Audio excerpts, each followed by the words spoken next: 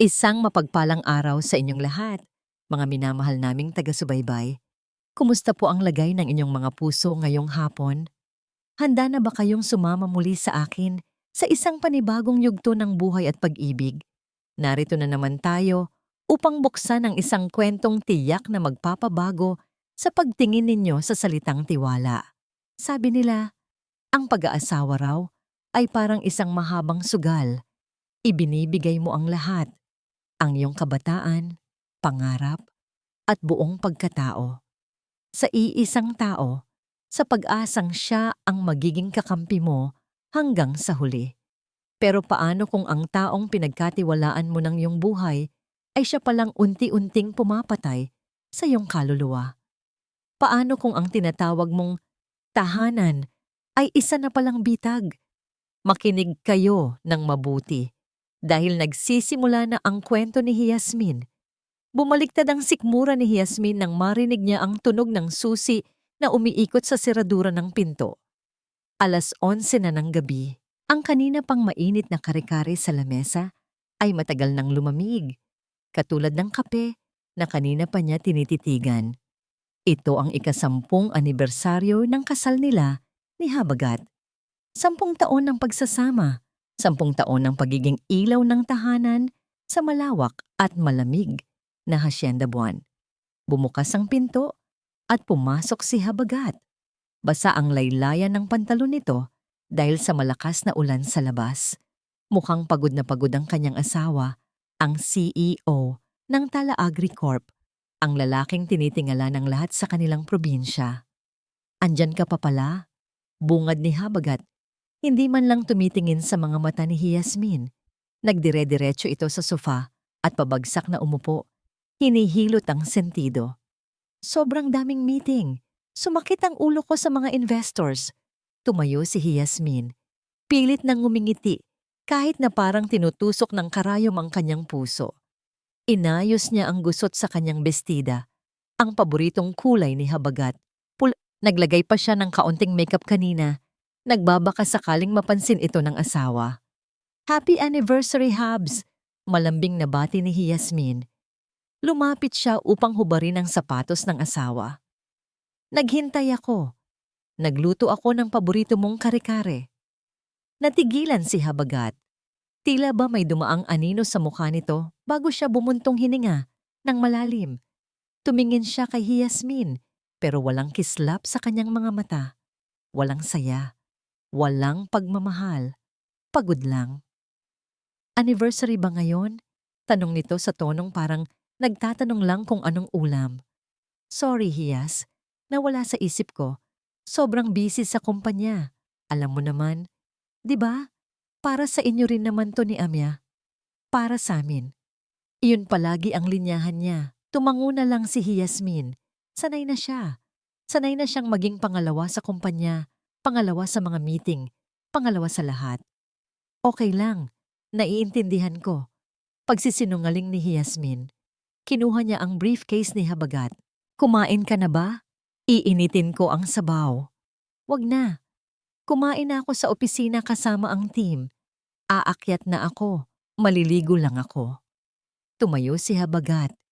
Hinubad ang kanyang gray na coat at isinampay sa sandalan ng upuan bago umakyat sa hagdan. Naiwan si Yasmin sa sala, kasama ang katahimikan at ang amoy ng luma at mamahaling kahoy ng kanilang bahay. Humugot siya ng malalim na hininga para pigilan ang luhang nagbabadyang tumulo. Martyr. Iyan ang tawag sa kanya ng iba. Pero para kay Yasmin, ito ay pagmamahal. Ito ay pagsasakripisyo para sa pamilya. Sinimulan niyang ligpitin na ang mga gamit ni Habagat. Kinuha niya ang coat at ang puting polo shirt na hinubad nito kanina at iniwan sa may paanan ng hagdan. Dadalhin na niya sana ito sa laundry area nang may maamoy siya. Huminto ang mundo ni Yasmin. Itinaas niya ang polo shirt ni Habagat at inilapit sa kanyang ilong. Sa gitna ng amoy ng pawis at usok ng sigarilyo, may isang amoy na nangingibabaw. Matapang, matamis, masangsang. Amoy ng sampagitan na hinaluan ng matamis na vanilla. Hindi ito ang pabango ni Habagat. Hindi rin ito pabango ni Yasmin, dahil allergic siya sa matatapang na scents. Pamilyar na pamilyar ang amoy na ito. Biglang bumalik sa alaala ni Yasmin ang nangyari noong 1 linggo. Noong nagbeso siya sa kanyang best friend na si Bighani. Iyon mismo ang amoy na kumapit sa pisngi niya matapos silang magyakapan. "Honey, try mo tong bagong perfume ko galing Paris."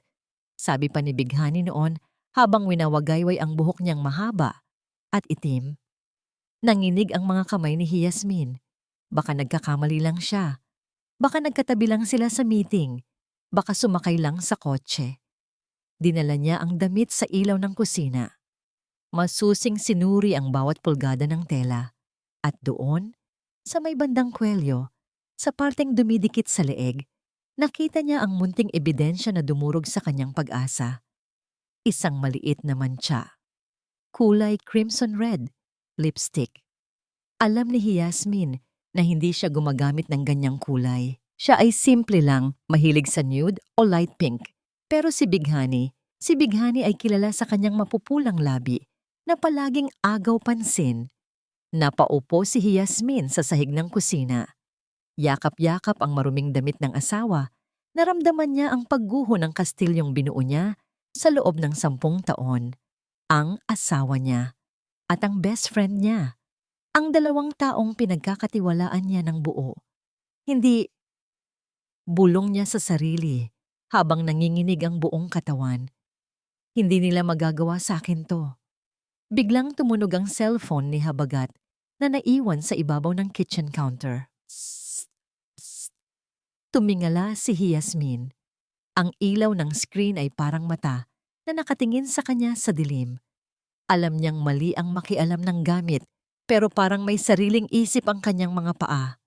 Dahan-dahan siyang tumayo. Nilapitan niya ang telepono. Sa lock screen may isang notification na lumabas. Hindi nakapangalan, numero lang, pero ang mensahe ay sapat na para patayin ang natitirang Yasmin na kilala ng lahat. Ang nakalagay sa mensahe, "Happy anniversary, love. Salamat sa gabing ito. Mas masarap pa rin ang luto ko kaysa sa asawa mo, di ba? See you tomorrow sa condo." Napapikit si Yasmin. Ang mga luhang kanina pa niya pinipigilan ay tuluyan ng bumagsak. Pero hindi na ituluhan ng kalungkutan. Narinig niya ang pagpatay ng shower sa itaas. Pababa na si Habagat anumang oras. Pinunasan ni Yasmin ang kanyang mukha gamit ang likod ng kanyang palad. Mabilis, pero maingat niyang ibinalik ang cellphone sa pwesto nito. Kinuha niya ang maruming polo na may mantsa ng lipstick at amoy ng kataksilan. Hindi siya sumigaw. Hindi siya nagwala. Sa halip, tumayo siya ng tuwid. Tinitigan niya ang kanyang refleksyon sa salamin ng bintana. Ang babaeng nakatingin pabalik sa kanya ay hindi na ang dating Yasmin na nagluluto ng kare-kare at naghihintay maghapon. Ang babaeng iyon ay namatay na ngayong gabi. Sa itaas, narinig niya ang yabag ni Habagat na naglalakad. "Hiyas?" Tawag ng asawa niya mula sa hagdan. "Nasaan yung cellphone ko?" Huminga ng malalim si Yasmin. Pinalitan niya ang ekspresyon ng kanyang mukha. Ibinalik niya ang nangiti, ang nangiting magiging pinakamatalim niyang sandata. "Andito, mahal," sagot niya. Ang boses niya ay malambing, pero kasing lamig ng yelo. Nagloloko yata. Kanina pa umiilaw. Ngayong gabi, nagsimula ang laro. At sisiguraduhin ni Yasmin na sa huli, siya ang mananalo. Kinabukasan, maagang gumising si Yasmin. Hindi siya nakatulog ng maayos, pero ang kanyang mga mata ay walang bakas ng pagod. Sa harap ng salamin, isinuot niya ang kanyang pinakamagandang hikaw. Tiningnan niya ang kanyang refleksyon. Ang babaeng nasa harap niya ay kalmado, matikas, at handang makipaglaro. Bumaba siya at nakita si Habagat na nagkakape habang nakatingin sa kanyang tablet. "Maaga ka yata?" Tanong ni Habagat nang hindi man lang tumitingin sa kanya. "May appointment ako kay Bighani," sagot ni Yasmin. Ang boses ay kasing tamis ng pulot. "Matagal-tagal na rin kaming hindi nakakapagkape nang kaming dalawa lang. Miss ko na ang best friend ko." Natigilan si Habagat sa paghigop ng kape. Isang sandali lang, pero nakita ni Yasmin ang bahagyang paggalaw ng kanyang panga. Ah, ganun ba? Sige, enjoy kayo. Naglakad si Yasmin palabas ng bahay ng may ngiti sa mga labi. Alam niyang naramdaman ni Habagat ang kakaibang kaba, pero wala itong magagawa. Pagdating sa kapit tadhana, nakita na niya si Bighani na nakaupo sa isang sulok, busy sa kanyang telepono. Pagkakita kay Yasmin, agad na nagbago ang ekspresyon ni Bighani. Mula sa pagiging seryoso, napalitan ito ng malapad na ngiti. Tumayo siya at sinalubong si Yasmin ng isang mahigpit na yakap. Iyas, grabe miss na kita. Look at you. Blooming ka ngayon ah. Masayang bati ni Bighani. Amoy na amoy ni Yasmin ang pamilyar na samyo ng sampagita at vanila. Ang amoy ng kataksilan. Salamat, honey. Sagot ni Yasmin habang pilit na tinatago ang nandidiring pakiramdam sa kanyang puso. Umupo sila at umorder ng kape. So, how's life with Habagat? Kamusta ang ika-10 anniversary niyo? Tanong ni Bighani habang nilalaro ang kanyang mamahaling bracelet sa pulso. Ang eksaktong disenyo na nakita ni Yasmin sa resibo sa loob ng wallet ni Habagat. Tinitigan ni Yasmin ang bracelet. Masaya naman. Alam mo na, si Habagat busy pero bumawi naman siya kagabi. Nagkunwari siyang umiinom ng kape habang pinagmamasdan ang reaksyon ni Bighani. Nakita niya ang bahagyang paninigas ng mukha nito, ang pagkurap ng mga mata na nagpapahiwatig ng pag-aalala. O baka, inggit. Buti naman, sagot ni Bighani, medyo pilit ang boses. Alam mo naman si Habagat workaholic. Minsan kailangan mo lang talaga siyang lambingin para maalala niya kung ano ang mahalaga. Tama ka, sabi ni Yasmin, tumitig ng diretso sa mga mata ni Bighani. Kaya nga napag-isipan ko, siguro kailangan ko na talagang magbago. Masyado akong naging kampante sa buhay. Masyado akong nagtiwala na hindi siya titingin sa iba. Nagbago ang anyo ni Bighani. Ang kanyang nangiti ay naging mas maingat. Yes, ano bang sinasabi mo? Sino bang titingin sa iba? Habagat loves you so much. Sana nga, bulong ni Yasmin, sabay lapag ng kanyang tasa. Kasi kung sakaling magawa niya yon, hindi ko alam kung ano ang kaya kong gawin, lalo na sa taong magtataksil sa akin. Tumawa ng bahagya si Bighani, pero halatang pilit ito. Grabe ka naman. Huwag kang mag-isip ng ganyan. Para kang nagbibiro. Hindi sumagot si Yasmin. Nanatili siyang tahimik habang tinititigan ang kaibigang itinuring niyang kapatid sa loob ng maraming taon. Sa bawat pagtawa ni Bighani, sa bawat pagkumpas ng kamay nito na nagpapakita ng bracelet na galing sa kanyang asawa, lalong tumitibay ang loob ni Yasmin. Hindi siya magwawala. Hindi siya magsisigaw sa gitna ng kafe. Iyon ang gusto nilang mangyari. Ang makita siyang mahina at nawawala sa sarili. Pero hindi niya ibibigay ang kasiyahang yon sa kanila. Anyway, pag-iiba ni Yasmin ng usapan. Ang ganda ng bracelet mo.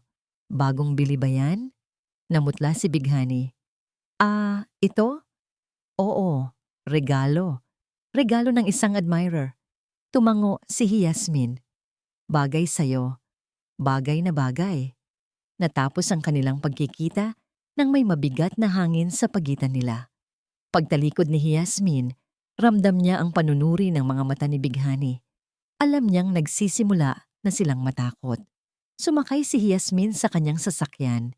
Hindi siya dumiretso pa uwi. Sa halip, minaneho niya ang sasakyan patungo sa isang opisina sa kabilang bayan. Doon, sinalubong siya ng isang lalaking may matatalim na mata at seryosong mukha. Attorney Tanglao Magbanua. Handa ka na ba, Mrs. Mondragon? Tanong ng abogado habang inaabutan siya ng isang makapal na folder. Tumingin si Yasmin sa labas ng bintana. Sa papalubog na araw, handa na ako, attorney. Hindi para maghiganti, kundi para bawiin ang lahat ng sa akin. Nanginig ang kanyang mga daliri habang hawak ang folder, pero sa loob ng kanyang puso, naramdaman niya ang isang kakaibang kapayapaan. Ang laro ay nagsimula na, at ang bawat hakbang ay maingat niyang pinag-isipan. Samantala, sa isang condo unit sa lungsod, hindi mapakali si Bighani. Kinuha niya ang kanyang telepono at mabilis na tinawagan si Habagat. Habagat, nagkita kami ni Hiyas kanina. Bulong ni Bighani, bakas ang takot sa kanyang boses. Parang may alam na siya. Sa kabilang linya, narinig ni Bighani ang mabigat na buntong hininga ni Habagat. Huwag kang mag-alala, Bighani. Hindi siya maglalakas loob na gawin yon. Kilala mo si Hiyas. Siya ang pinakamahinhin na babaeng kilala natin. Pero habang sinasabi ni Habagat ang mga salitang iyon, hindi niya alam na sa kabilang bahagi ng bayan, hawak na ni Yasmin ang susi sa kanilang pagbagsak. Sa loob ng opisina ni attorney, tanglaw, tanging ang tunog ng aircon at ang paglipat ng mga pahina ng dokumento ang naririnig. Madilim ang paligid, maliban sa liwanag ng isang lamp sa ibabaw ng mesa. Inabot ni Tanglaw ang isang makapal na folder kay Yasmin. Ito ang lahat ng nakalap ng aking mga investigador. Sa loob ng 2 linggo, Mrs. Mondragon, panimula ng abogado. Ang kanyang boses ay malalim at seryoso, walang halong biro. At kailangan mong maging handa sa makikita mo rito. Binuksan ni Yasmin ang folder. Ang unang bumungad sa kanya ay mga litrato. Si Habagat at Bighani magkahawak kamay na lumalabas sa isang mamahaling restaurant. Si Habagat, hinahalikan si Bighani sa noo sa loob ng isang sasakyan. Bawat litrato ay parang isang saksak sa puso ni Yasmin, pero hindi siya kumurap. Hindi siya iiyak sa harap ng ibang tao. Hindi lang yan ang nakuha namin. Pagpapatuloy ni Tanglaw. Tiningnan namin ang daloy ng pera sa Tala Agri Corp. Ang asawa mo, unti-unti niyang nililimas ang pondo ng kumpanya. Inililipat niya ito sa mga dummy companies na nakapangalan sa mga kamag-anak ni Bighani. Ginamit niya ang pera para pambili ng condo unit na tinutuluyan nila ngayon. Napahigpit ang hawak ni Yasmin sa folder. Ang kumpanyang Tala Agri ay pamana ng kanyang mga magulang. Ito ang pinaghirapan ng kanyang pamilya sa loob ng ilang dekada. At ngayon, ginagamit ito ng kanyang asawa para buhayin ang kanyang kabit. Magnanakaw, bulong ni Yasmin. Hindi lang siya taksil, magnanakaw din siya. Pero may isa pang bagay na mas mahalaga, sabi ni Tanglaw habang may inilalabas na isang maliit, asul na folder mula sa kanyang drawer. Ito ay galing sa isang ospital sa Singapore. 5 taon na ang nakalilipas. Nagpunta doon si Habagat para sa isang serye ng tests. Kinuha ni Yasmin ang folder at binasa ang nilalaman nito, isang medical report. Habang binabasa niya ang mga terminong medical, unti-unting nanlaki ang kanyang mga mata. Ano to? Tanong ni Yasmin. Halos hindi makapaniwala. Secondary infertility, maikling sagot ni Tanglaw. Ayon sa report, dahil sa isang aksidente o impeksyon na hindi naagapan noong kabataan niya, naging baog si Habagat. Yasmin, hindi na siya magkakaanak kailanman. Napabitaw si Yasmin sa folder. Isang kakaibang tawa ang lumabas sa kanyang mga labi. Isang tawang puno ng pait at ironya. Hindi siya magkakaanak? Ulit ni Yasmin. Pero palagi niyang sinasabi sa akin na baka ako ang may problema. Palagi niyang ipinaparamdam sa akin na kulang ako bilang babae dahil wala pa kaming anak ni Amya. Sandali, si Amaya. Si Amaya ay anak mo sa una mong asawa bago siya namatay, di ba? Paglilinaw ni Tanglaw. Alam ni Habagat ang katotohanan. Ginamit niya ang iyong insecurities para pasunurin ka. Pero ang mas malaking tanong ngayon, kung baog siya, ano ang plano ni Bighani? Naalala ni Yasmin ang usap-usapan sa Hacienda Buwan. Nitong mga huling araw, madalas magsuot ng maluluwag na damit si Bighani. At kanina lang sa cafe, panay ang hawak nito sa kanyang tiyan. Plano nilang palabasin na buntis si Bighani. Sabi ni Yasmin, ang kanyang mga mata ay nagliliyab sa galit. Plano nilang gamitin ang peking bata para makuha ang buong kontrol sa Talaagri at paalisin ako sa buhay nila. Tumayo si Tanglaw at lumapit sa bintana. Iyan ang sandata natin, Yasmin. Alam nila ang sikretong akala nila ay sila lang ang nakakaalam.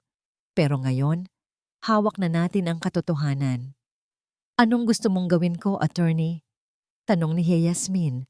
Ang kanyang boses ay naging matigas na parang bakal. Magpanggap ka, sagot ni Tanglaw. Balikan mo siya. Maging masunurin at mapagmahal na asawa.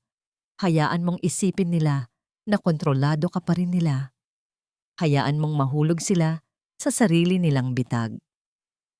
Nang gabing iyon, umuwi si Yasmin sa kanilang mansyon. Nadatnan niya si Habagat sa sala, umiinom ng alak habang nanonood ng balita. Hiyas, saan ka galing? Gabi na. Tanong ni Habagat, pakas ang inis sa boses. Lumapit si Yasmin at dahan-dahang hinilot ang mga balikat ni Habagat. Sorry mahal, nag-shopping lang ako kasama si Bighani. Masyado lang kaming nag-e-enjoy sa pag-uusap tungkol sa hinaharap.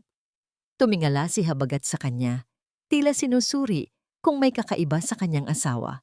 Pero si Yasmin ay nagpakita lamang ng isang matamis at inosenteng ngiti. Hinaharap? Anong hinaharap? Tanong ni Habagat. Wala lang. Sabi kasi ni Bighani, baka raw malapit na kaming magkaroon ng bagong miyembro sa pamilya natin. Hindi ba masaya yon, mahal? Nabitiwan ni Habagat ang kanyang baso ng alak at natapon ang laman nito sa mamahaling carpet. Nanigas ang kanyang buong katawan habang nakatingin kay Yasmin. Anong sinasabi mo? Nauutal na tanong ni Habagat. Hinawakan ni Yasmin ang pisngi ng asawa. Ramdam niya ang lamig ng balat nito. Excited lang ako, Habs. Alam ko namang gusto mo ng anak, di ba? Kahit sino pa ang magbigay nito sa'yo. Hinalikan ni Yasmin si Habagat sa noo bago ito iwanang mag-isa sa sala. Habang papaakyat siya sa hagdan, naramdaman ni Yasmin ang adrenaline na dumadaloy sa kanyang mga ugat. Ang laro ay hindi na lang tungkol sa pag-ibig, ito ay tungkol sa katarungan. At sa bawat hakbang na gagawin ni Habagat at Bighani, naroon siya sa dilim, naghihintay ng tamang sandali para bawiin ang lahat. Pagpasok niya sa kanyang kwarto, kinuha ni Yasmin ang kanyang lumang diary. Sinunog niya ang huling pahina nito, ang pahinang nagsasabing, mahal niya si Habagat. Magsaya kayo habang kaya niyo pa, bulong niya sa hangin. Dahil ang susunod kong regalo ay hinding-hindi niyo malilimutan. Sa loob ng kanyang marangyang condo unit sa gitna ng syudad, nakatayo si Bighani sa harap ng isang malaking salamin. Hinahaplos niya ang kanyang tiyan, kahit na wala pa namang bakas ng paglaki rito.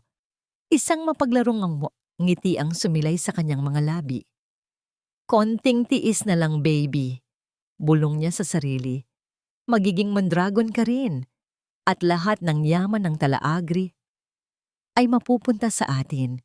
Hindi na tayo kailangang magtago. Para kay Bighani, sapat na ang 10 taon na panonood kay Yasmin na tinatamasa ang lahat. Siya ang mas maganda, siya ang mas matalino, pero bakit si Yasmin ang nakakuha ng lahat? Ngayon, sa tulong ng bata sa kanyang sinapupunan, isang regalo mula sa kanyang tunay na karelasyon na hindi alam ni Habagat, mababawi na niya ang lahat ng sa tingin niya ay para sa kanya.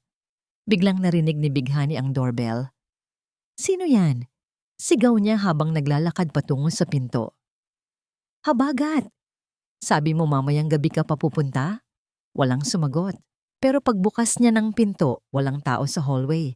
Ang tanging naroon ay isang itim na kahon na may malaking pulang ribbon. Walang pangalan ng sender. Tanging ang pangalan lang niya ang nakasulat sa isang maliit na card.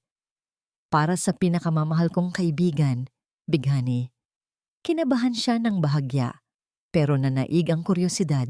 Binuhat niya ang kahon at ipinasok sa loob. Baka galing kay Habagat. Gusto lang sigurong mag-surprise dahil sa pregnancy ko, sabi niya sa sarili habang binubuksan ang ribbon. Pero nang mabuksan niya ang kahon, halos mabitawan niya ito sa gulat. Sa loob ng kahon ay isang manika. Hindi ito bagong manika. Ito ay isang luma, madumi, at nakakatakot na manika na yari sa tela. Ang nakakapagtaka, ang manikang iyon ay nakasuot ng isang pamilyar na piraso ng tela. Isang maliit na piraso mula sa paboritong asul na bestida ni Bighani noong bata pa sila ni Yasmin. At ang mas nakakapanghilakbot, may mga karayom na nakatusok sa mga mata ng manika. Sa bandang leeg nito, may nakapulupot na isang maliit na kwintas na gawa sa tuyong bulaklak ng sampagita. Napasigaw si Bighani at naitulak ang kahon sa sahig. Ano to? Sino ang gumagawa nito? Mabilis niyang kinuha ang kanyang cellphone at tinawagan si Habagat. Pero hindi ito sumasagot. Busy siguro sa opisina. Ta sobrang takot, tinawagan niya si Yasmin. Hiyas, tulungan mo ako, sabi ni Bighani. Nanginginig ang boses. Honey, anong nangyayari? Bakit ka umiiyak? Mahinahon at puno ng pag-aalala ang boses ni Yasmin sa kabilang linya. May nagpadala sa akin ng nakakatakot na manika dito sa kondo. Hiyas, natatakot ako. May nagbabanta sa buhay ko. Narinig ni Bighani ang isang malalim na buntong hininga mula kay Yasmin. Manika, baka naman biro lang yan ng kung sino, honey. Alam mo naman maraming naiinggit sa ganda mo. Gusto mo bang pumunta ako dyan? Wag na. Baka may nakabantay sa akin. Hiyas, pakiusap. Wag mong sasabihin kay Habagat na tumawag ako. Ayokong mag-alala siya. Sige, honey. Kung yan ang gusto mo, mag-ingat ka ha. Alam mo namang mahal na mahal kita bilang kaibigan. Hinding-hindi kita pababayaan. Pagkababa ng telepono, unti-unting kumalma si Bighani. Inisip niya na baka nga biro lang yon.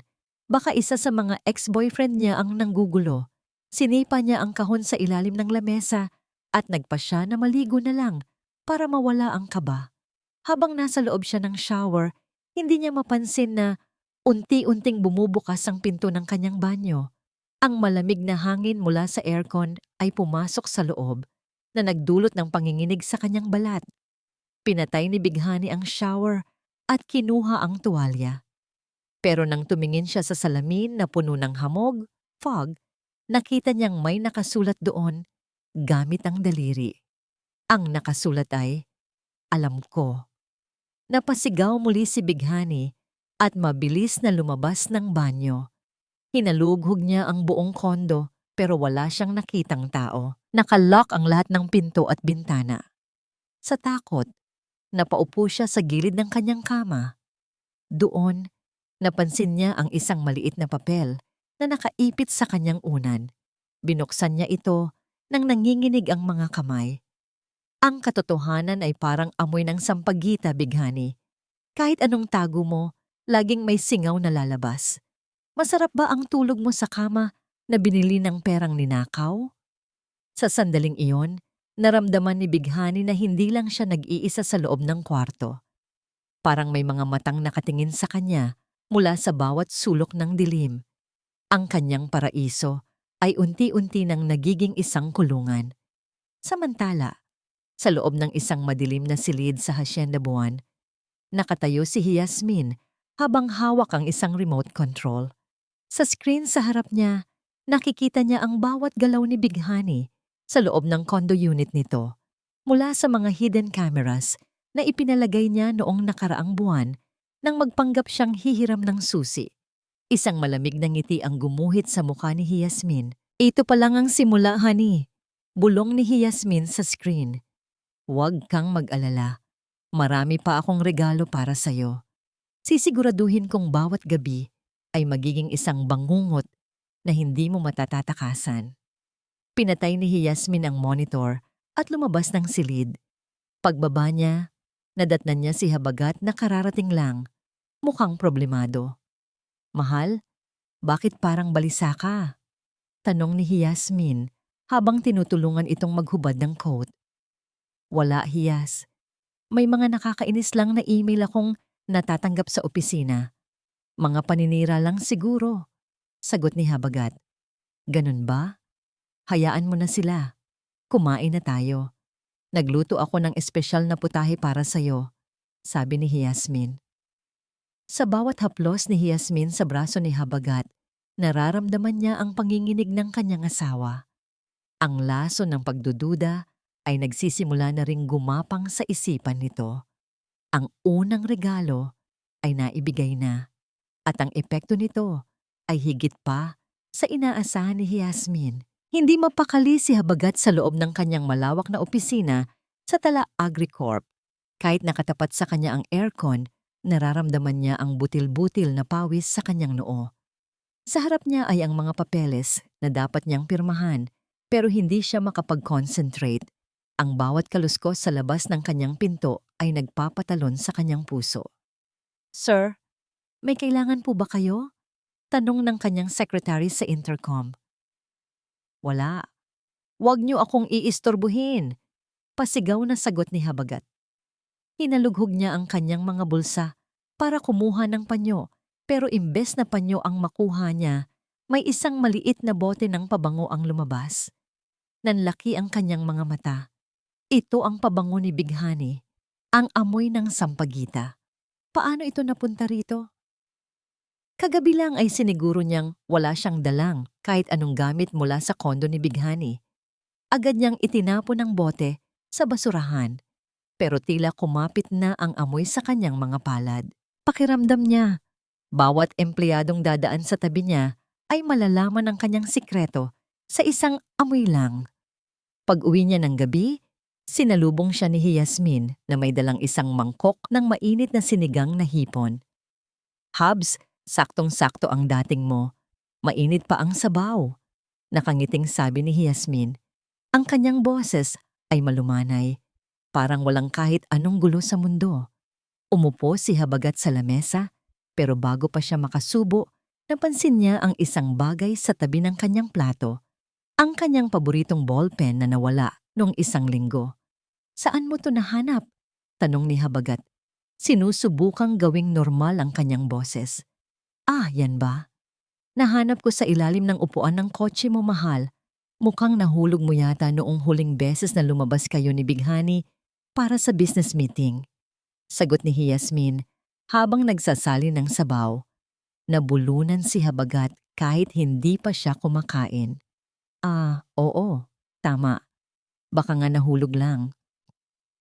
Alam mo, Habs, pagpapatuloy ni Yasmin habang tinititigan si Habagat ng diretso sa mga mata, ang asim ng sinigang na to ay parang buhay natin ngayon.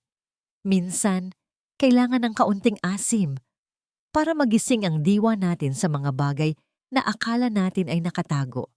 Pero kitang-kita naman pala. Binitawan ni Habagat ang kanyang kutsara. Anong ibig mong sabihin? Hiyas? Tumawa ng bahagya si Yasmin. Wala, mahal. Sinasabi ko lang na ang sarap ng pagkakaluto ko ngayon. Bakit ba parang masyado kang tense? May problema ba sa kumpanya? Wala. Stress lang sa trabaho. Palusot ni Habagat. Biglang tumunog ang telepono ni Habagat. Isang tawag mula kay Bighani. Mabilis niyang pinindot ang decline. Pero pagkalipas ng ilang segundo, tumunog muli ito. At muli. Sagutin mo na, mahal. Baka importante. Sabi ni Yasmin na ngayon ay dahan-dahang hinihiwa ang hipon sa kanyang plato. Tumayo si Habagat at nagpunta sa balkonahe. Bighani, sabi ko sa'yo huwag kang tatawag kapag nasa bahay ako. Bulong niya ng pasigaw. Habagat, natatakot na ako. May mga nakakita raw sa atin sa restaurant noong isang gabi. May nag-iwan ng sulat sa pintuan ko. Sinasabing alam nila ang tungkol sa bata. Hysterical na sabi ni Bighani sa kabilang linya. Manahimik ka. Baka guni-guni mo lang yan. Siguraduhin mong walang ebidensya, Bighani.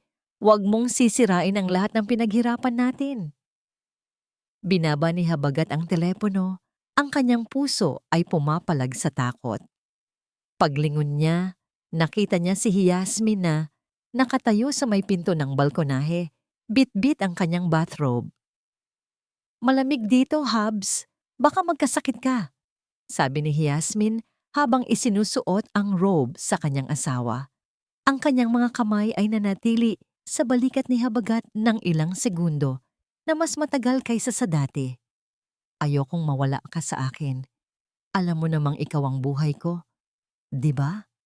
Naramdaman ni Habagat ang panlalamig ng kanyang sikmura. Ang bawat haplos ni Yasmin, bawat salitang lumalabas sa bibig nito, ay parang isang matamis na lason na unti-unting pumapatay sa kanyang katinuan.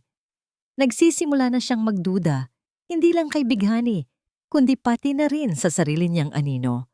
Pagtulog nila ng gabing iyon, hindi mapakali si Habagat.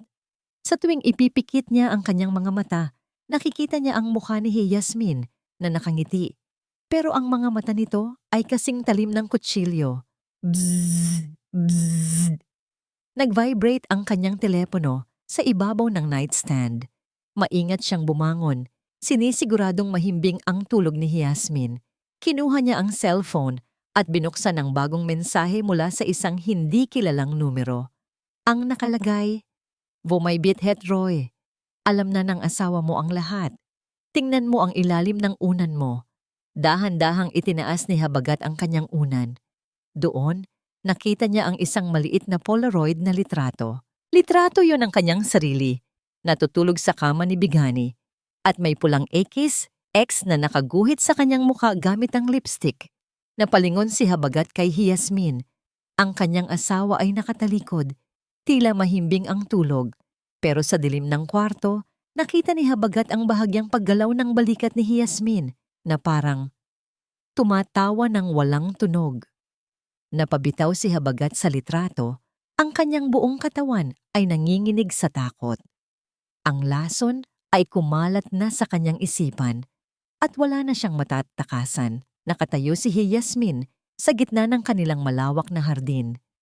Dahan-dahang dinidiligan ang mga puting rosas na tila ba wala siya ng mabigat na dinadalang problema. Ang bawat patak ng tubig ay tila isang ritual ng paglilinis para sa kanya. Alam niyang ngayong araw, darating ang bagyong kanina pa niya hinihintay. Isang marangyang sasakyan ang pumarada sa harap ng mansyon. Lumabas doon si Bighani, nakasuot ng isang hapit na asul na bestida at nakasuot ng matayog na heels, isang pagpapakita na hindi siya nagpapatalo kahit buntis siya. "Yasmin!" tawag ni Bighani habang naglalakad palapit. Ang kanyang boses ay puno ng kapangyarihan na akala mo ay siya na ang may-ari ng Hacienda Buwan. Ibinaba ni Yasmin ang pandilig at humarap ng may banayad na ngiti. "Honey, napadala ka rito? Mukhang masigla ka yata ngayon." "Hindi na ako magpapaligoy-ligoy pa, Yasmin," bungad ni Bighani, sabay labas ng isang puting sobre mula sa kanyang bag. Inabot niya ito kay Yasmin. "Iyan ang resulta ng ultrasound ko. 2 buwan na akong buntis at si Habagat ang ama." Kinuha ni Yasmin ang sobre pero hindi niya ito binuksan agad. Sa halip, tinitigan niya ang kanyang kaibigan. "Sigurado ka ba, Bighani? Alam mo namang malaking gulo ito." "Siguradong sigurado ako at alam mo rin na matagal ng pangarap ni Habagat ang magkaanak. Isang tagapagmana para sa Talaagri. Isang bagay na kailanman ay hindi mo na ibigay sa kanya." Panguuyam ni Bighani. Eksaktong dumating ang sasakyan ni Habagat. Pagkakita sa 2 babaeng magkaharap, mabilis itong bumaba at lumapit, bakas ang kaba sa mukha. "Anong nangyayari rito?" tanong ni Habagat. "Habagat, sinabi ko na sa kanya ang totoo," sabi ni Bighani sabay kapit sa braso ni Habagat. "Hindi na natin kailangang magtago. Magkakaroon na tayo ng pamilya." Tumingin si Habagat kay Yasmin, naghihintay ng pagsabog, ng galit o ng sampal. Pero sa halip, nakita niya ang pagtulo ng luha sa mga mata ng kanyang asawa. Isang luhang siningtigas ng diamante, pero mukhang sobrang daling durugin. "Totoo ba ito, Hubs?" tanong ni Yasmin. Ang boses niya ay nanginginig. Kaya ba naging malamig ka sa akin dahil may iba nang magbibigay ng pangarap mo?" "Yes, I'm sorry. Mahinang sabi ni Habagat. Sa loob-loob niya, nangingibabaw ang yabang. Sa wakas, napatunayan niyang lalaki siya na mali ang doktor sa Singapore. Akala niya ay himala ang nangyari sa kanila ni Bighani. Napaupo si Yasmin sa bench, tila ba nawalan ng lakas. Kung ganoon, wala na akong puwang dito. Pero Habagat, ang Talaagri, ang kumpanya ng mga magulang ko, paano na? Huwag kang mag-alala, Yasmin, singit ni Bighani. Aayusin namin ang divorce papers. Bibigyan ka naman ni Habagat ng kaukulang settlement. Huminga ng malalim si Yasmin at tumingin kay Habagat. Payag ako sa divorce, pero may isang hiling ako. Para sa dangal ng pamilya ko, huwag muna nating i-anunsyo ito hanggat hindi natatapos ang anibersaryo ng kumpanya sa susunod na buwan. At dahil kailangan kong masiguro ang kinabukasan ni Amaya, gusto kong pirmahan mo ang pansamantalang transfer of management. Hayaan mong ako ang mag-ayos ng mga accounts para kapag umalis ako, malinis ang turnover sa magiging tagapagmana mo. Nagkatinginan sina Habagat at Bighani. Para sa kanila, ito ay isang maliit na sakripisyo kapalit ng kalayaan. Dahil sa sobrang kagalakan ni Habagat na magkakaroon na siya ng anak, hindi na siya nag-isip ng malalim. Sige, Hiyas. Kung yan ang magpapatahimik sa loob mo, pipirmahan ko ang mga dokumento, sabi ni Habagat. Nang gabing iyon, sa loob ng kanyang library, mabilis na pinalitan ni Yasmin ang lungkot sa kanyang mukha ng isang malamig at nakakangilabot na titig. Hawak niya ang mga dokumentong pirmado na ni Habagat, mga dokumentong hindi lang transfer of management, kundi mga waiver na nagbibigay sa kanya ng kapangyarihang i-freeze ang lahat ng personal assets ni Habagat kung mapapatunayan ang marital infidelity at financial fraud. Tinawagan niya si Attorney Tanglao. Tanglao, nakuha ko na ang pirma niya. Akala niya ay nanalo na siya dahil sa anak niya. Sabi ni Yasmin, nakahanda na rin ang mga ebidensya natin mula sa gym instructor ni Bighani. Yasmin, sagot ni Tanglao sa kabilang linya. Isang tawag mo lang, ilalabas natin ang DNA ng bata. Huwag muna, pigil ni Yasmin habang pinagmamasdan ng ultrasound na ibinigay ni Bighani. Gusto kong mas marami pa silang gastusin. Gusto kong isipin ni Bighani na abot kamay na niya ang langit bago ko siya itulak pabalik sa impyerno. Kinuha ni Yasmin ang isang pulang pen at nilagyan ng malaking X ang mukha ni Bighani sa isang lumang litrato nila. Huwad na tagapagmana para sa isang huwad na asawa at isang huwad na kaibigan. Bulong niya. Bagay na bagay kayo. Habang masayang nagse-celebrate sina Habagat at Bighani sa isang mamahaling hotel, hindi nila alam na ang bawat sentimong ginagastos nila ay huling hininga na ng kanilang yaman. At ang tagapagmana na inaasahan ni Habagat ang siyang magiging mitya ng kanyang tuluyang pagbagsak. Nasa loob ng isang eksklusibong butik sa Bonifacio Global City, si Bighani. Hawak-hawak niya ang isang maliit na gown para sa sanggol na yari sa pinong seda at may mga dekorasyong kristal. Ang bawat hakbang niya ay puno ng kayabangan, ramdam ang mga mata ng mga sales lady na nakatingin sa kanya ng may paghanga o baka naman ay inggit. Ito, at lahat ng nasa hanay na yan.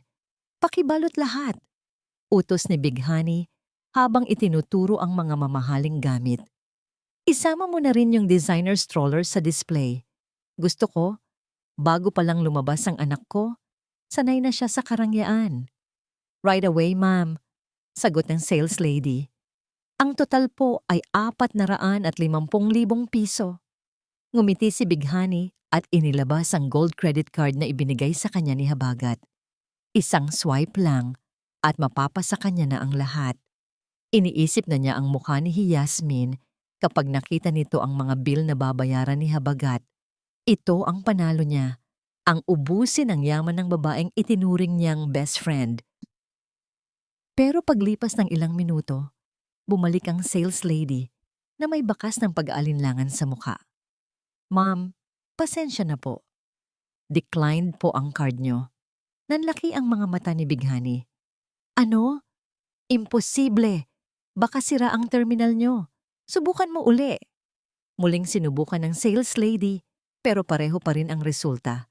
Sinubukan ni Bighani ang isa pang card, ang secondary card mula sa business account ng Tala Agri. Ma'am, account frozen naman po ang nakalagay dito. Bulong ng sales lady, sapat na para marinig ng ibang mga mamimili sa loob ng shop. Naramdaman ni Bighani ang pamumula ng kanyang mukha sa hiya. Wait, tatawagan ko ang asawa ko. Mabilis niyang tinawagan si Habagat, pero hindi ito sumasagot. Tinawagan niya ang office line nito at ang sekretary ang sumagot. Nasa bangko po si Sir Habagat, Ma'am Bighani. Kanina pa po siya galit na galit dahil hindi rin daw siya makapag-withdraw ng pondo para sa payroll ng kumpanya. Paliwanag ng sekretary. Anong nangyayari? Sigaw ni Bighani bago ibaba ang telepono. Sa gitna ng kanyang pagkapahiya, biglang tumunog ang kanyang telepono. Isang tawag mula kay Yasmin. Hello, honey? Ang boses ni Yasmin ay mahinahon at puno ng kunwari ang pag-aalala. Narinig ko ang balita mula sa accountant ng kumpanya. May problema ba sa mga cards nyo? Yasmin, anong ginawa mo? Bulyaw ni Bighani habang lumalabas ng butik na walang dalang kahit ano. Ako? Wala akong ginagawa, honey. Sagot ni Yasmin at narinig ni Bighani ang mahinang paghigop nito ng tsaa sa kabilang linya.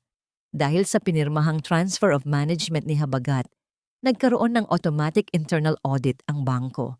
Normal na procedure daw yon kapag may pagbabago sa liderato. Sinubukan kong pigilan, pero sabi ng mga board members, kailangang masigurado na walang fraud na nangyayari. Ipa-unfreeze mo ang mga accounts. Ngayon din. Gusto ko man, honey, pero wala akong magagawa. Ang batas ng kumpanya ang sinusunod. Siguro, kailangan niyo munang magtipid ni Habagat. Mahirap na. Baka kailanganin niyo ang pera para sa panganganak mo o para sa mga abogado. Sabi ni Yasmin, ang huling salita ay may diin na nagpatahimik kay Bighani. Anong abogado ang sinasabi mo? Wala lang. Para sa divorce papers nyo, di ba? Sige na, honey. Magpapahinga muna ako. Masyadong nakakapagod ang maging CEO. Kahit pansamantala lang. Pagkababa ng telepono, napasandal si Bighani sa pader ng mall. Nanginginig ang kanyang mga tuhod. Kung frozen ang mga accounts ni Habagat, paano na ang lifestyle niya? Paano na ang mga utang niya sa kondo at sa kanyang sariling pamilya? Lumingon siya sa paligid para masiguradong walang nakikinig at mabilis na nag-dial ng isa pang numero. Isang numerong matagal na niyang itinatago sa ilalim ng pangalang laundry service. Hello? Rocco? Bulong ni Bighani nang sumagot ang lalaki sa kabilang linya. Kailangan nating magkita. Ngayon din. May problema tayo sa pera. At mukhang naghihinala na ang asawa ni Habagat. Bighani, sabi ko naman sa'yo, delikado ang laro mo. Sagot ng lalaki. Si Rocco ang kanyang gym instructor at ang tunay na ama ng dinadala niya. Kapag hindi mo nakuha ang pera kay Habagat, anong mapapala ko sa'yo? Huwag kang mag-alala. Gagawa ako ng paraan. Basta manatili ka lang sa tabi ko. Huwag kang magpapakita kahit kanino.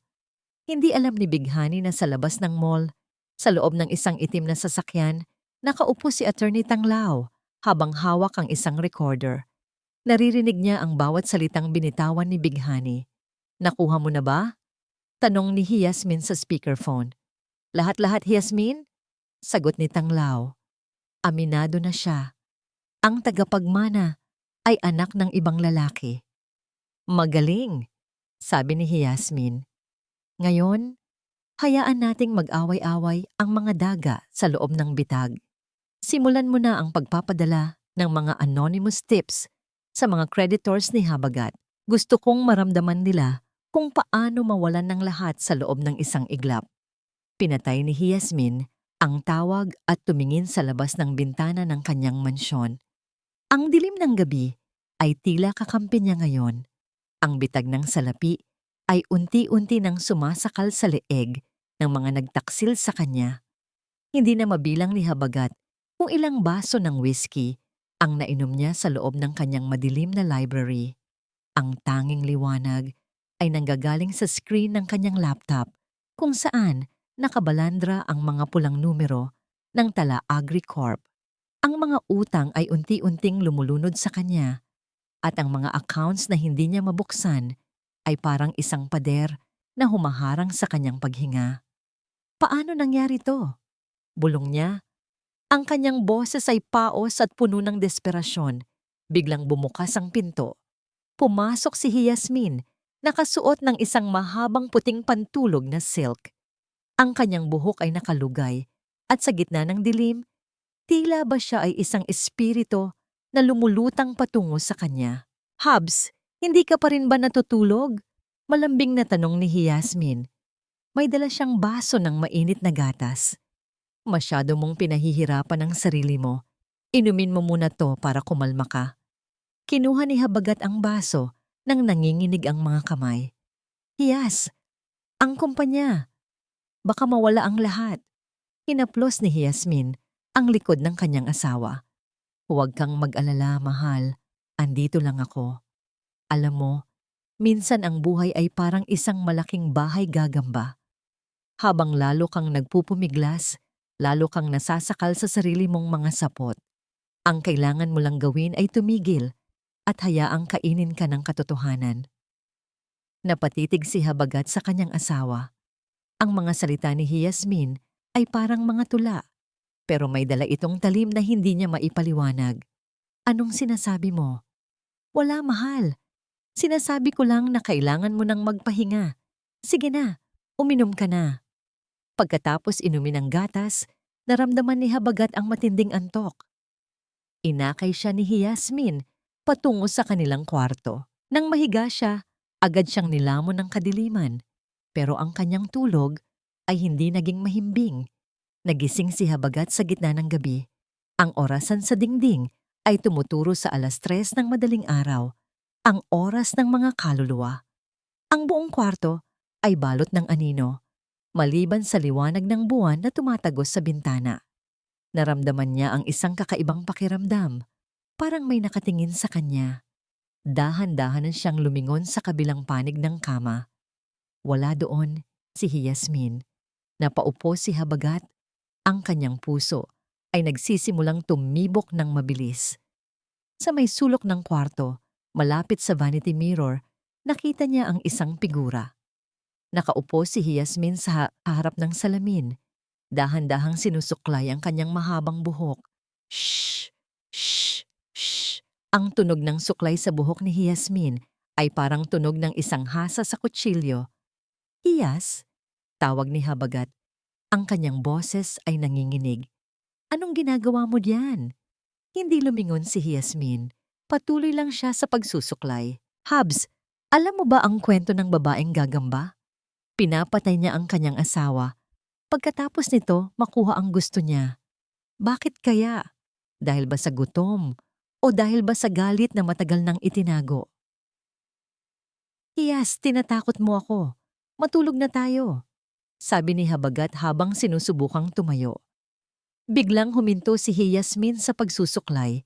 Dahan-dahan siyang lumingon at sa liwanag ng buwan, nakita ni Habagat ang hawak-hawak ng asawa. Hindi ito suklay. Ito ay isang malaking gunting. Ang gunting na ginagamit ni Yasmin sa pag-aayos ng kanyang mga rosas sa hardin. Klak, klak, klak. Pinagdidikit ni Yasmin ang talim ng gunting habang nakatingin ng diretso kay Habagat. Ang kanyang mga mata ay walang emosyon, parang dalawang itim na butas na humihigop sa katinoan ni Habagat. Matalim pa ang gunting na to, mahal, bulong ni Yasmin. Kasing talim ng mga lihim na itinatago mo sa ilalim ng unan natin. Gusto mo bang bawasan natin ang mga kasalanan mo? Isa-isa. Hanggang sa wala nang matira. Napaatras si Habagat hanggang sa tumama ang kanyang likod sa headboard ng kama. Hiyas, itigil mo yan. Ano bang problema mo? Tumayo si Yasmin at dahan-dahang lumapit. Ang bawat hakbang niya ay mabagal, mabigat, Parang may dalang hatol, hindi ng katawan, kundi ng konsensya. Nang makarating siya sa tabi ni Habagat, inilapit niya ang kanyang mukha sa tenga nito. Sapat lang para marinig ang bawat salita. Ang problema, Hubs, mahinang bulong ni Yasmin, ay ang ingay. Ang ingay ng mga kasinungalingan mo. Ang ingay ng pagtataksil nyo ni Bighani. Pagod na akong marinig ang lahat. Napahikbi si Habagat. I'm sorry, Hiyas. I'm sorry. Paulit-ulit niyang sabi, nanginginig ang boses. Halos hindi na makatingin. At biglang bumukas ang mga ilaw sa kwarto. Napapikit si Habagat sa biglaang liwanag. Nang muli niyang imulat ang kanyang mga mata, ibang eksena ang bumungad sa kanya. Nakatayo si Yasmin sa may pintuan. Maayos ang itsura, nakasuot ng bathrobe at may hawak na isang baso ng tubig. Tahimik, kalma, para bang walang nangyaring kahit ano. Tila nawala ang kaninang tagpo na para bang ang lahat ay nangyari lamang sa loob ng isipan ni Habagat. Habs, anong nangyayari? Bakit ka sumisigaw? Tanong ni Yasmin nang may pag-aalala. Tumingin si Habagat sa gilid ng kama. Walang gunting, walang Yasmin na nakaupo sa harap ng salamin. Yiyong gunting. Andito ka kanina. Yung salamin. Nauutal na sabi ni Habagat. Ang kanyang buong katawan ay basang-basa ng pawis. Lumapit si Yasmin at hinaplos ang kanyang noo.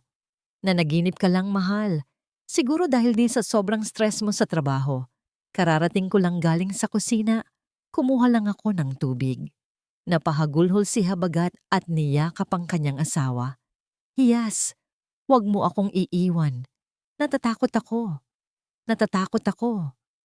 Ngumiti si Yasmin sa likod ni Habagat. Isang ngiting hindi nito nakikita. Isang nangiting puno ng tagumpay. Hinding-hindi kita iiwan, Habs.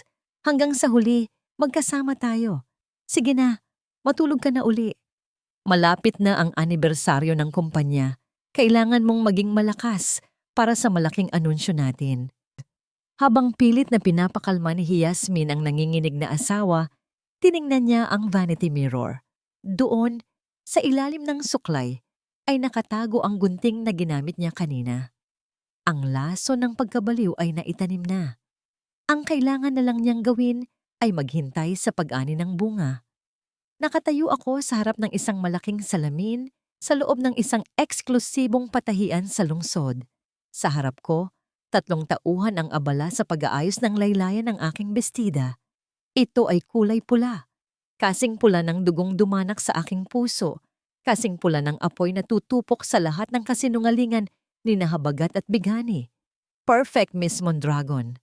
Bulong ng designer habang tinititigan ang aking refleksyon. You look like a queen. Ready for a war. Ngumiti ako ng tipid. Hindi lang digmaan, tadhana ang dala ko sa gabing ito. Paglabas ko ng butik, nandoon na si Attorney Tanglao. Naghihintay sa loob ng kanyang sasakyan. Iniabot niya sa akin ang isang tablet. Pagbukas ko, bumungad ang mga digital folder na naglalaman ng lahat ng aming alas. Ang DNA result ni Rocco at ng batang dinadala ni Bighani. Ang mga bank transfers ni Habagat sa mga dummy accounts at ang video recording ng kanilang mga lihim na pagkikita. Nakaprogram na ang lahat sa system ng hotel, Yasmin, sabi ni Tanglao. Sa gitna ng iyong speech, isang click lang sa remote na hawak mo. Lalabas ang lahat sa dambuhalang LED screen sa stage. Walang makakatakas. Ang mga media? Tanong ko. Imbitado ang lahat. Inakala nila na ito ay isang ordinaryong anniversary party ng Talaagri, pero sinabihan ko silang may major bombshell na sasabog. Siguradong naka-livestream ang buong kaganapan. Huminga ako ng malalim. Dinaramdam ang bawat tibok ng aking puso. Salamat, Tanglao, sa lahat ng tulong mo. Hinawakan niya ang aking kamay. Sandaling nagtagpo ang aming mga mata. Gawin mo ang dapat mong gawin, Yasmin. Karapatan mong bawiin ang buhay na ninakaw nila sa'yo. Pag-uwi ko sa mansyon, nadatnan ko si Habagat na abalang-abala sa pag-aayos ng kanyang tuxedo. Mukha siyang masigla, tila ba nakalimutan na niya ang bangungot noong nakaraang gabi. Siguro dahil iniisip niya na pagkatapos ng gabing ito, malaya na siya. Hiyas, handa na ang lahat, sabi ni Habagat nang makita ako. Siguraduhin mong maganda ang sasabihin mo sa speech. Kailangan nating ipakita sa mga investors na matatag pa rin ang kumpanya. Huwag kang mag-alala, Habs. Isang speech na hindi nila malilimutan ang inihanda ko. Sagot ko, habang hinahaplos ang kanyang kwelyo. Magiging bukambibig ang pangalan mo pagkatapos ng gabing ito. Good. Ayoko ng anumang aberya, sabi niya bago lumabas ng kwarto. Kinuha ko ang aking telepono at nag-dial ng isang numero. Hello, honey? Tawag ko kay Big Honey. Yasmin? Bakit ka napatawag? Busy ako sa pag-aayos para sa party. Sagot niya, halatang naiirita. Gusto ko lang siguraduhin na darating ka. Nagpadala ako ng isang special VIP invitation sa kondo mo. Huwag kang mawawala, ha? May sorpresa ako para sa'yo. At para sa baby mo. Narinig ko ang sandaling pananahimik sa kabilang linya. Sorpresa? Anong sorpresa? Basta, isang regalo na magbibigay sa'yo ng lahat ng nararapat para sa'yo. See you later, honey. Be beautiful. As always, ibinaba ko ang telepono at tumingin sa litrato ng aking mga magulang na nakasabit sa dingding. Tay, Nay, babawiin ko na ang Talaagri. Ngayong gabi, matatapos na ang pagpapanggap. Binuksan ko ang aking jewelry box at kinuha ang isang maliit na remote control na itinago ko sa ilalim ng mga hiyas. Ito ang magiging mitya. Ito ang magtatapos sa lahat. Isinuot ko ang aking pulang bestida. Sa bawat haplos ng tela sa aking balat, nararamdaman ko ang lakas na unti-unting bumabalik sa akin. Hindi na ako ang biktima. Ako na ang manghuhusga. Sa labas, narinig ko ang pagbusina ng sasakyan. Panahon na. Habang naglalakad ako pababa ng hagdan, bawat hakbang ko ay may kasamang panunumpa. Panunumpa na walang matitirang bakas ng kataksilan ni Habagat at Bighani. Ang hacienda buwan ay muling magiging tahimik, pero sa pagkakataong ito, ang katahimikan ay dahil sa katarungan, hindi dahil sa mga sikretong pilit ibinabaon sa limot. Ang huling paghahanda ay tapos na. Ang entablado ay nakahanda na para sa huling pagtatanghal. Nagniningning ang malaking bulwagan ng Grand Hotel. Ang mga dambuhalang chandelier ay nagbibigay ng liwanag na tila mga diamante. Bumabaga sa mga mamahaling alahas at gown ng mga maimpluwensyang tao sa bansa. Ito ang ika-30 anibersaryo ng Talaagri Corp. At ang hangin ay puno ng amoy ng mamahaling alak at mapagkunwaring mga ngiti. Sa gitna ng lahat, nakatayo si Yasmin. Ang kanyang pulang bestida ay tila isang apoy na unti-unting lumalamon sa atensyon ng lahat. Kalmado siya. Bawat galaw ay may kumpas ng kapangyarihan. Sa tabi niya, si Habagat ay nakangiti ng malapad. Panay ang pakikipagkamay sa mga investors. Tila ba siya ang hari ng gabing iyon? Mahal? Handa ka na ba? Bulong ni Habagat habang hinahawakan ang baywang ni Yasmin. Ito na ang gabing itatampok tayo bilang pinakamakapangyarihang mag-asawa sa industriya. Ngumiti si Yasmin, isang nangiting hindi umabot sa kanyang mga mata. Handang-handa na ako, Habs. Higit pa sa inaakala mo. Sa isang sulok, nakita ni Yasmin si Bighani.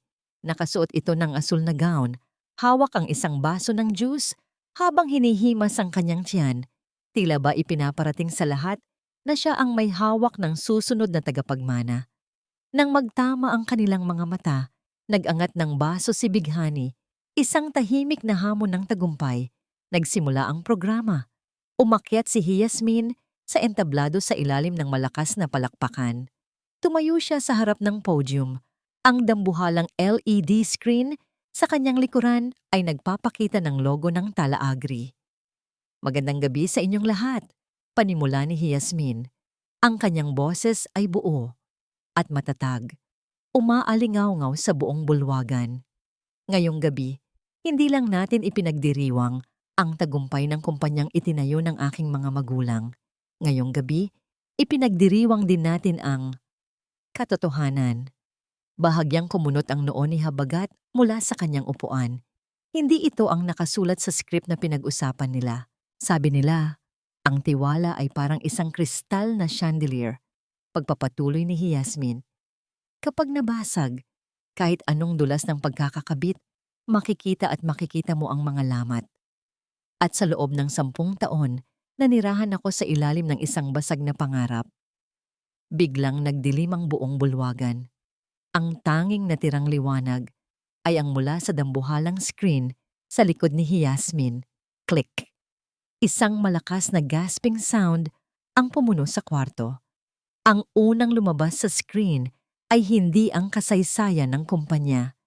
Ito ay isang malinaw na video ni Habagat at Bighani sa loob ng isang madilim na kwarto, naghahalikan at nagtatawanan habang pinag-uusapan kung paano nila uubusin ang yaman ni Yasmin. Anong kabalastugan ito? Sigaw ni Habagat habang tumatayo. Ang kanyang mukha ay maputla na parang bangkay. Patayin niyo ang screen! Ngayon din! Pero walang sumunod sa kanya. Ang mga technician ay nasa ilalim ng utos ni Attorney Tanglao. Click! Nagbago ang imahe sa screen. Ngayon, ang nakabalandra ay ang medical report ni Habagat mula sa Singapore. Ang mga salitang infertile at permanent sterility ay naka-highlight ng malaki para mabasa ng lahat. Habs, sabi mo sa akin ay pangarap mo ang magkaanak. Sabi ni Yasmin sa microphone. Ang boses niya ay malamig at puno ng pang-uuyam. Pero paano mo nagawang lokohin ang sarili mo? O baka naman, niloko ka rin ng babaeng pinagpalit mo sa akin. Click. Ang susunod na lumabas ay ang DNA report ng batang dinadala ni Bighani, kasama ang litrato ni Rocco, ang gym instructor, na nakikipaghalikan kay Bighani sa loob ng isang elevator. Ang resulta ng paternity test ay 0% para kay Habagat Mondragon. Nagkaroon ng matinding kaguluhan sa bulwagan. Ang mga flash ng kamera mula sa media ay walang tigil sa pagkuha ng reaksyon ng mga taong nasa entablado ng kahihiyan. Bighani, ikaw! Ikaw! Hiyaw ni Habagat. Nawala ang lahat ng kanyang poise. Nilapitan niya si Bighani at marahas itong hinawakan sa balikat. Anong ibig sabihin nito? Sabi mo anak ko to. Sabi mo ako lang ang lalaki sa buhay mo. Habagat, bitawan mo ako. Nagsisinungaling lang ang screen na yan. Sigaw ni Bighani. Nagpupumiglas habang ang kanyang muka ay puno ng takot. Ginamit mo ako. Pinagnakawan niyo ako. Galit na sigaw ni Habagat. Sa gitna ng kanyang puot, itulak niya ng malakas si Bighani. Mapagkunwari ka. Sinungaling. Sasampalin na sana ni Habagat si Bighani nang biglang humarang ang mga tauhan ng National Bureau of Investigation, NBI. Habagat Mondragon, nasa ilalim ka ng pag-aresto para sa mga kasong plunder, estafa, at violation of the Anti-Graft and Corrupt Practices Act. Sabi ng namumunong opisyal habang pinipiringan ang mga kamay ni Habagat ng posas. Yasmin, tulungan mo ako. Baka na lang lahat ito ni Tanglao. Pagsusumamo ni Habagat habang hinihila siya palabas. Bumaba si Yasmin mula sa entablado. Dahan-dahan siyang lumapit kay Habagat. Tiningnan niya ito ng diretso sa mga mata. Ang lalaking minahal niya, ang lalaking sumira sa kanya, at ngayon ay ang lalaking wala ng halaga sa kanyang paningin. Ang sabi mo kanina, Habs, gusto mong maging pinakamakapangyarihang mag-asawa tayo ngayong gabi. Bulong ni Yasmin. Ngayon, nakuha mo na ang gusto mo. Ikaw na ang pinakasikat na tao sa buong bansa bilang isang taksil at magnanakaw. Lumingon si Yasmin kay Bighani na ngayon ay nakalupasay sa sahig habang umiiyak at sinusubukang takpan ang kanyang mukha mula sa mga kamera. Honey, ang sabi ko sa'yo, may regalo ako para sa baby mo. sabi ni Yasmin.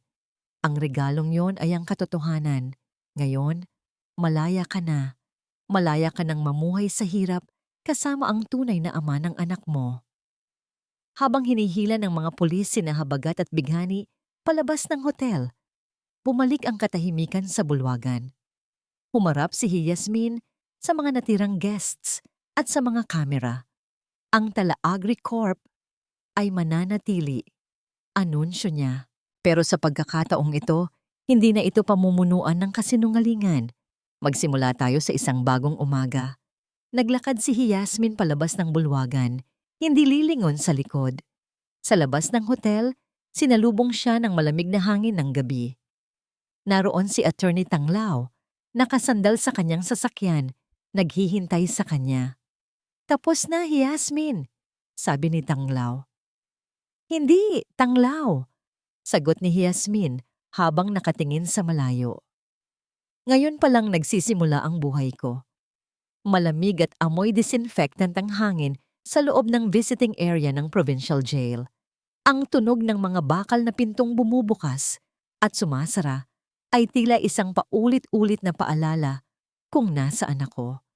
Umupo ako sa tapat ng isang makapal na salamin, hinihintay ang lalaking dating naging mundo ko. Ilang minuto ang lumipas bago bumukas ang pinto sa kabilang panig. Pumasok ang isang lalaking halos hindi ko makilala. Wala na ang mamahaling tuksido, wala na ang maayos na buhok, at wala na ang hambog na tindig ni Habagat Mondragon. Ang suot niya ngayon ay ang kulay kahel na uniforme ng mga bilanggo. Nanlilisik ang kanyang mga mata na may halong takot at pagsisisi nang makita ako. Dahan-dahan niyang kinuha ang telepono sa kabilang panig ng salamin. Kinuha ko rin ang sa akin. Yasmin! Ang boses niya ay basag at nanginginig. Hiyas, ilabas mo ako rito. Pakiusap. Nagkamali ako, alam ko. Nadala lang ako ni Bighani. Siya ang may kasalanan ng lahat. Siya ang nag-udyok sa akin na galawin ang pondo ng kumpanya. Tinitigan ko siya ng matagal. Pinagmasdan ko ang bawat guhit sa kanyang mukha. Hinahanap ko ang galit, pero ang tanging naramdaman ko ay awa. Isang malalim na awa para sa lalaking inubos ang kanyang dangal para sa panandaliang sarap at kasakiman. Habagat, hindi ka bata para ituro ang iba sa mga maling desisyon mo. Mahinahon kong sagot. Ikaw ang nagtaksil, Habagat. Huwag mong isisi sa iba ang lubid na ikaw mismo ang nagpulupot sa leeg mo. Putol ko sa kanyang mga pagsusuma mo. Ang boses ko ay hindi galit, kundi puno ng isang uri ng kapayapaang ngayon ko lang naramdaman. Yes, maawa ka. Paano si Amaya? Paano ang pamilya natin? Sabi niya habang idinidikit ang kanyang palad sa salamin, tila pilit na inaabot ako. Huwag mong gamitin ang anak ko para iligtas ang sarili mo. Noong ninanakawan mo ang kumpanya ng mga magulang ko para pambili ng alahas ng kabit mo, naisip mo ba si Amaya? Noong hinayaan mo si Bighani na bastusin ako sa sarili nating hardin, naisip mo ba ang pamilya natin? Napatungo si Habagat. Ang kanyang mga balikat ay nanginig sa paghikbi. Nabulag ako, Hiyas. Patawarin mo ako. Inilabas ko ang isang puting sobre mula sa aking bag. Ipinasok ko ito sa maliit na siwang sa ilalim ng salamin. Iyan ang mga huling dokumento, ang ating annulment. Pirma mo na lang ang kulang. Wala kang makukuha sa Tala-Agri, wala kang makukuha sa hasyenda. Pero dahil naging asawa kita, iniwanan ko ang sapat na pondo para sa mga abogado mo. Iyon na ang huling utang na loob ko sa'yo. Tiningnan ni Habagat ang mga papel. Iiwan mo talaga ako? Iniwan mo na ako 10 taon na. Ang nakalilipas, Habagat. Ngayon ko lang tinatapos ang kwento. Tumayo na ako. Hindi ko na hinintay ang kanyang sagot. Habang naglalakad ako palabas, narinig ko ang kanyang malakas na sigaw at ang paghampas niya sa salamin. Pero hindi na ako lumingon. Sa labas ng gate ng bilangguan, nakita ko ang isang pamilyar na figura na nakaupo sa isang bench. Si Bighani, Wala na ang kanyang ningning. Ang kanyang asul na gown ay napalitan ng isang luma at kupas na t-shirt. Ang kanyang mukha ay maputla at ang kanyang mga mata ay walang buhay. Balita ko, iniwan siya ni Rocco nang malamang wala na siyang perang makukuha. Ngayon, nahaharap din siya sa mga kasong civil na isinampa ko laban sa kanya. Tumigil ako sa harap niya. Tumingala siya sa akin at sa unang pagkakataon, nakita ko ang takot sa kanyang mga mata. Yasmin, sasabunutan mo ba ako? Sasaktan mo ba ako? Tanong niya sa isang paos na boses. Ngumiti ako ng bahagya. Lumapit ako at inabutan siya ng isang maliit na bote ng tubig. Hindi, Bigani. Hindi ako magsasayang ng lakas para saktan ka. Ang buhay na mismo ang gumagawa niyan para sa akin. Sorry, Hiyas. Sorry sa lahat. Bulong niya habang nanginginig ang mga kamay na tinanggap ang tubig. Ang kapatawaran ay ibinibigay sa mga taong marunong magbago. Para sa'yo, ang maibibigay ko lang ay ang pagkakataong maramdaman ang bawat pait ng iyong mga ginawa. Paalam, Bighani. Nagpatuloy ako sa paglalakad patungo sa parking lot. Doon, naghihintay si Attorney Tanglao sa tabi ng aking sasakyan. Pinagbuksan niya ako ng pinto nang may malapad na ngiti. Ayos ka lang ba? Tanong ni Tanglao. Huminga ako ng malalim. Dinaramdam ang sariwang hangin at ang liwanag ng araw na tumatama sa aking balat. Ngayon lang ako naging ganito kaayos, Tanglao. Parang may mabigat na batong naalis sa dibdib ko. Saan tayo? Tanong niya habang pinaaandar ang makina. Sa Hacienda Buwan, sagot ko. Gusto kong makita si Amaya. Gusto kong simulan ang paglilinis sa bahay na yon. Gusto kong lagyan ng mga bagong bulaklak. Yung hindi amoy sampagita. Habang papalayo kami sa bilangguan, tiningnan ko ang aking sarili sa side mirror. Ang babaeng nakatingin pabalik sa akin ay hindi na ang biktima ng kataksilan. Siya ay isang reyna na muling nakuha ang kanyang trono. Isang babaeng natutong lumaban, hindi gamit ang galit, kundi gamit ang talino at pagmamahal sa sarili. Ang nakaraan ay nasa likuran ko na at ang hinaharap ay kasing ningning ng araw na sumisikat sa abot tanaw. Isang taon ang mabilis na lumipas. Ngayon, ang sikat ng araw sa Hacienda Buwan ay tila may dalang bagong pag-asa. Wala na ang mabigat at madilim na atmosfera na dati ay bumabalot sa bawat sulok ng mansyong ito. Ang mga puting rosas sa hardin ay pinalitan ko ng mga dambuhalang sunflowers, mga bulaklak na laging nakatingala sa liwanag, gaano man kahaba ang gabi. Nakatayo ako sa balkonahe, suot ang isang simpleng puting bestida. Pinagmamasdan ko si Amaya na masayang tumatakbo sa damuhan habang hinahabol ang aming bagong aso. Ang kanyang tawa ay ang pinakamagandang musika na narinig ko sa loob ng mahabang panahon. Ito ang dahilan kung bakit ako lumaban. Para sa kanya at para sa sarili ko. Nanay, tingnan mo ang nakuha ko. Sigaw ni Amaya habang iwinagayway ang isang makulay na saranggola. Ngumiti ako at kumaway sa kanya. Ang ganda, anak. Lipad pa.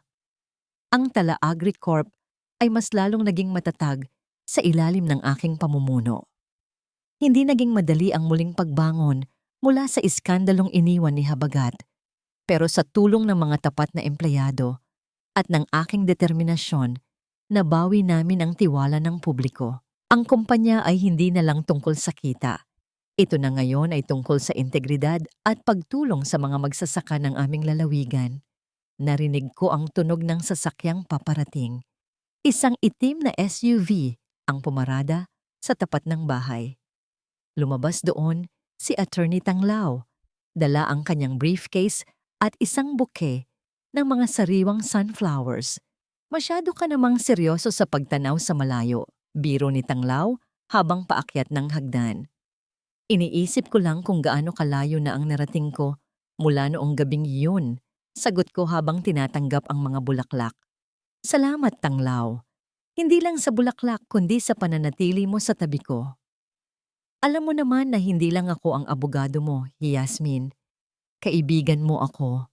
At kung papayagan mo, higit pa doon sa tamang panahon. Muli niyang sabi, ang kanyang mga mata ay puno ng paghanga at respeto. Hindi ako sumagot agad, pero hindi ko rin iniwas ang aking tingin. Sa pagkakataong ito, hindi na ako natatakot. Alam ko na ang aking halaga.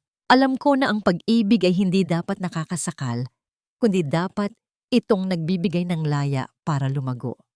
Tignan natin, Tanglaw. Marami pa tayong kailangang gawin. Nakangiti kong sabi. Sapat na sa akin ang tignan natin sa ngayon. Tumawa siya ng mahina. Nga pala, may balita ako mula sa korte. Pinal na ang desisyon. Ang lahat ng assets na pilit itinago ni Habagat ay tuluyan nang nailipat sa pangalan ni Amaya. At si Bighani? Narinig ko na lumuwas na siya ng probinsya.